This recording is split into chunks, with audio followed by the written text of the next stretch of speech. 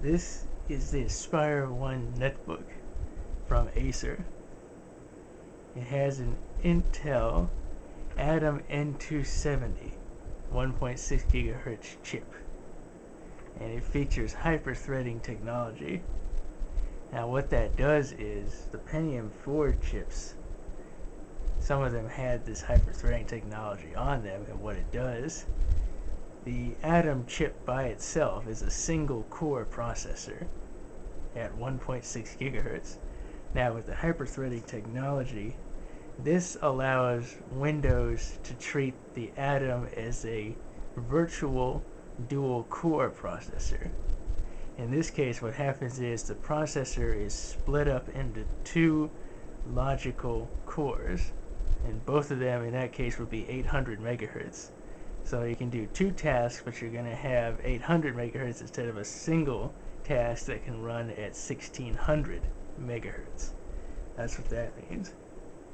It also has 1 gigabyte of memory. It's a 120 gigabyte hard disk drive. It has wireless BG connectivity. It's using the Intel 945 graphics, so no real gaming on here, but a netbook is not intended for gaming. You have a 3-cell battery. It has an 8.9 inch screen, and I believe the resolution that you can get up to the max on that is 1024 by 600, and this is running Windows XP Home Edition. Now before we get to the netbook, we're going to take a look at what's in the box along with it. Now there isn't a whole lot that comes with it, and usually with a netbook you don't get a whole lot. So we'll just scoot on over here. I'm going to zoom out in the meantime. Pan up here.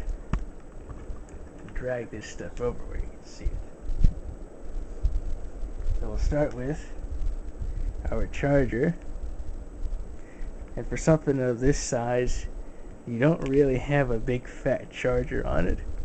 This is only about 75 watts at the most.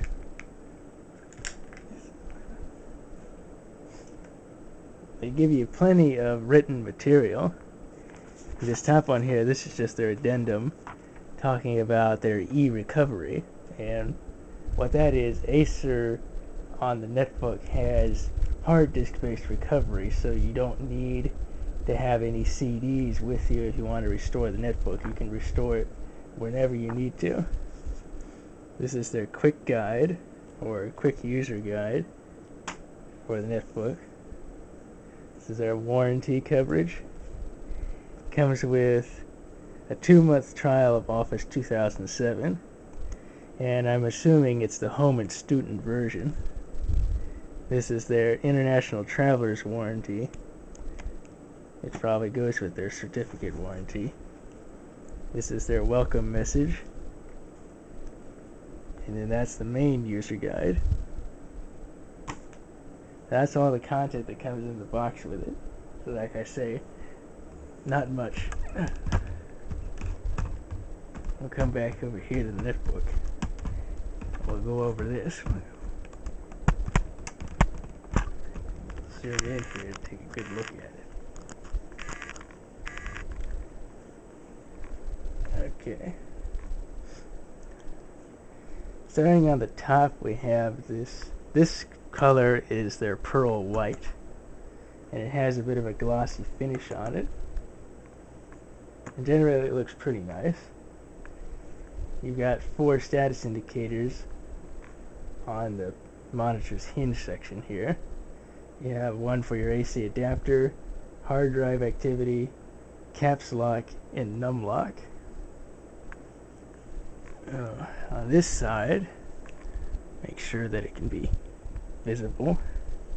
We have your AC power port. Here's your VGA port. Here's the exhaust vent for the fan. You have your 10100 Ethernet port, one USB 2.0 port, and you have an SD card slot here. On the front, just your Wi-Fi switch on that end. On this end, we have microphone in. Here's your headphone jack. 2 USB 2.0 ports. Another SD slot. And here's your Kensington lock slot. Now while we're on the SD slots, the SD slot here, this is your normal SD slot. You can put your SD cards in there or other media and be able to read and write to them like you normally do. The SD card slot on this side is a little different.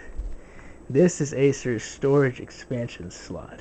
What this does is it takes the capacity of the SD card and adds it onto the main drive in the netbook. So in this case, this being a 120 gigabyte hard drive, I put a 16 gigabyte high capacity SD card in there. The total storage capacity will be 136 gigabytes on the netbook. It adds on to the netbook's main drive. Go under, put it this way. In the front here, these are where your stereo speakers are located. Now generally you have to understand netbooks, they're not really meant to have high audio quality. This is kind of the reason for that. And on the bottom there isn't a whole lot of user serviceable parts that you can easily access. You can tell where the hard drive is, but there's no cover to get in there. There's also really no cover to get to the memory. This slot will be explained in a minute what this cover here is for. This here up top is your 3-cell battery. I'm going to take that out because they added something in here that you have to see behind the battery. Take that out. Now on these, and this was particular on the XP models with the hard drives, they have a slot here in the back.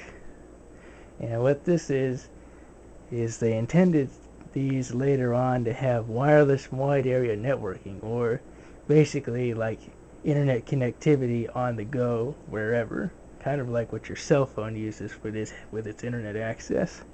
This is where you would put your data card that's in your cell phone in here, and I would be assuming this cover is to be able to install a card later that would allow you to be able to take advantage of that wide area networking capability.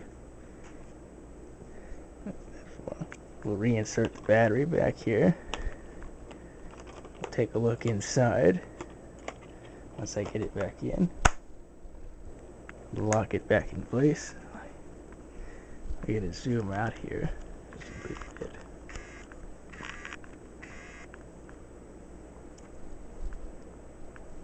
And there we go.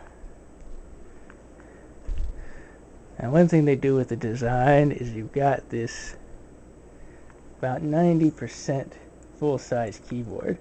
So it is a little bit smaller, and it will take a little getting used to. And they have their touchpad down here. Now they put the left and right buttons on the side of the touchpad instead of down here where you'd usually find them. And this is your Wi-Fi status indicator right here. I'm assuming this over here is supposed to be that wide area networking indicator if you install that later. I'm assuming that's what that there is for. Then we're going to pan it up and take a look at the screen. And here's that 8.9-inch diagonal screen. At the top here, we have a 0.3 megapixel webcam. It may not provide the highest resolution, but it does have very good low light capability. And you believe you've got a microphone up there too. It's kind of hard to see with this black finish they have on there. Other than that, that about covers the overview of Acer's Aspire One Netbook. That's it.